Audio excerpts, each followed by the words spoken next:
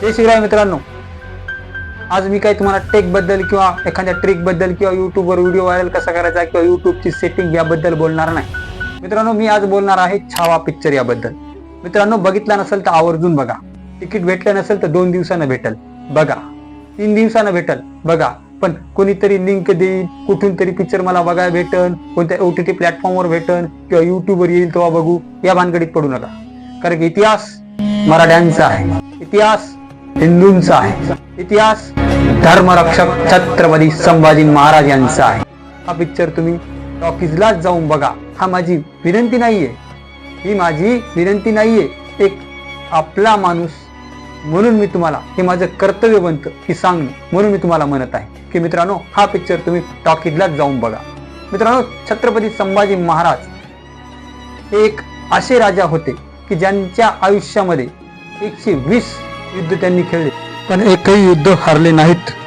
जे व्यक्ती संस्कृतचं प्रखर ज्ञान ठेवणारा, जो व्यक्ती भाषामध्ये पारंगत असणारा, जो व्यक्तीने बुद्धभूषण सारखा ग्रंथ लिहिलेला, जो व्यक्ती राजप्रिय, न्यायप्रिय, धर्मप्रिय, जातप्रिय असा महान परमप्रतापी राजा होता. मित्रांनो, छत्रपती संभाजी महाराज यांच्याबद्दल मी बोलू, माझ्याकडे तितके शब्दही नाहीत. त्या महान व्यक्तीने जे धर्माबद्दल बलिदान केलं ते आजपर्यंत कोणीही नाही केलं. शूरवीर महान राजा तर या देशामध्ये खूप होऊन गेले, पण छत्रपती संभाजी महाराज यांच्या इतका एकही नाही.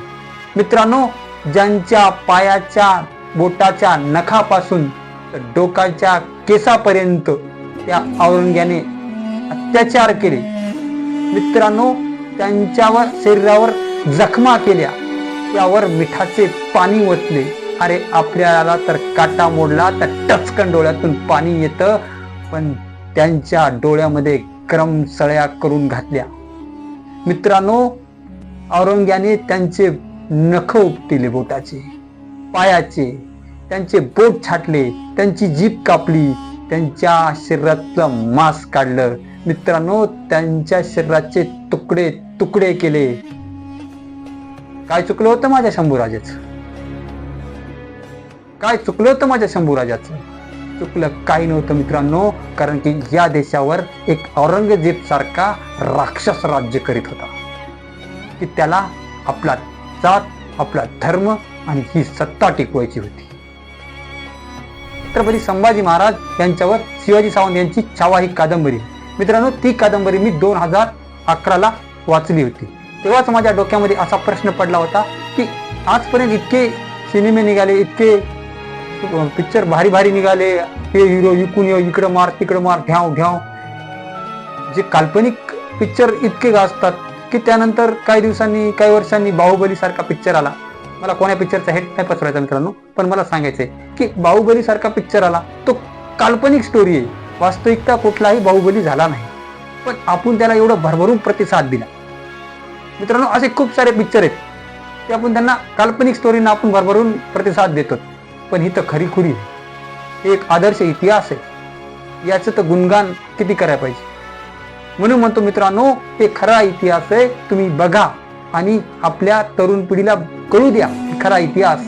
आजपर्यंत आपल्याला संभाजी महाराज यांचा इतिहासच आपल्याला समजू दिला नाही. मला माहित नव्हतं की बाबा कोणी कुट्टी मारली होती, कोणाच्या घोड्यानं पेट खाल्ली होती. संभाजी महाराजांचा इतिहास आपल्याला कळू दिला नाही. इतका आदर्श आणि महान राजाचा इतिहास आजपर्यंत आपल्यापासून लपवला हे आपलं दुर्दैव आहे. कारण आपण इथं नाकाम आहेत, कारण की आपल्याला माहितच नाही आपला इतिहास. आपण शिकलो बाबर, फाबर, औरंगजेब, अमका टमका घंटा, या मुघलाईचा इतिहास आपल्याला शिकवला. काय म्हणून शिकवला, कशामुळे शिकवला, काय गरज होती? आजपर्यंत आपल्या राजाचा इतिहास आपल्यापासून लपवला गेला. आणखी एक गोष्ट मला तुम्हाला सांगू इच्छितो मित्रांनो, की माझ्या मनामध्ये खूप वर्ष झाले किंवा खूप दिवस झाले किंवा खूप महिने झाले एक प्रश्न खेळते. ते प्रश्न असा आहे मित्रांनो, की जेव्हा छत्रपती शिवाजी महाराज यांचे निधन झाले तेव्हा औरंग्याच्या कानावर ही गोष्ट कळते. कशी कळती? त्याचा एक शिपाई जातो आणि म्हणतो, ह्या आलमपना शिवाजी का इंतकाल हो गया. तेव्हा औरंग्या काय म्हणतो, या खुदा, एक नेक बंदा तेरे पास आ रहा है, तेरे जन्नत के दरवाजे खुले रखना. इतकं चांगला बोलणारा अवलाद होता का त्या औरंग्या? औरंग्या एक विषारी नाग होता.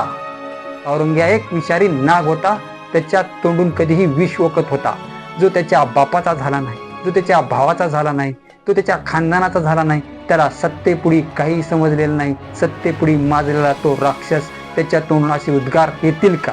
आणि हे खोटे उद्गार आजपर्यंत आपल्याला का सांगितले? शिवाजी महाराजाबद्दल औरंगजेब असा असा बोलला, कुठे येते एक राक्षस अशा प्रकारे बोलन मला तर वाटत नाही, किंवा कुठं मी वाचलेलंही नाही. औरंगजेब सारखा नालायक, निर्लज्ज, मूर्ख आणि दलिंदर माणूस इतके चांगले शब्द बोलू शकतो? कारण की आपल्याच लोकांनी आपल्याला हे थोडस फिरून सांगितलं की औरंगजेब असा असा बोलला. अरे ते नालायक बोलूच शकत नाही.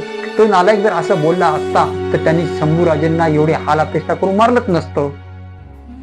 तर मित्रांनो, आपल्याला फक्त पाहायचंय काय, छावा पिक्चर. मी जास्त काय भानगडीमध्ये पडणार नाही. तर मित्रांनो, संभाजी महाराज यांचा इतिहास आपल्या महाराष्ट्रात तर माहीतच आहे.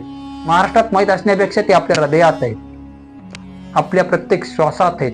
आपण संभाजी महाराज आपल्या श्वासात आहेत. पण या पिक्चरच्या मार्फत जगालाही कळू द्या इतिहास काय आहे तर. आणि मी अशी आशा बाळगतो की तुम्ही ह्या पिक्चरला नक्कीच सुपर डुपर हिट करता मित्रांनो.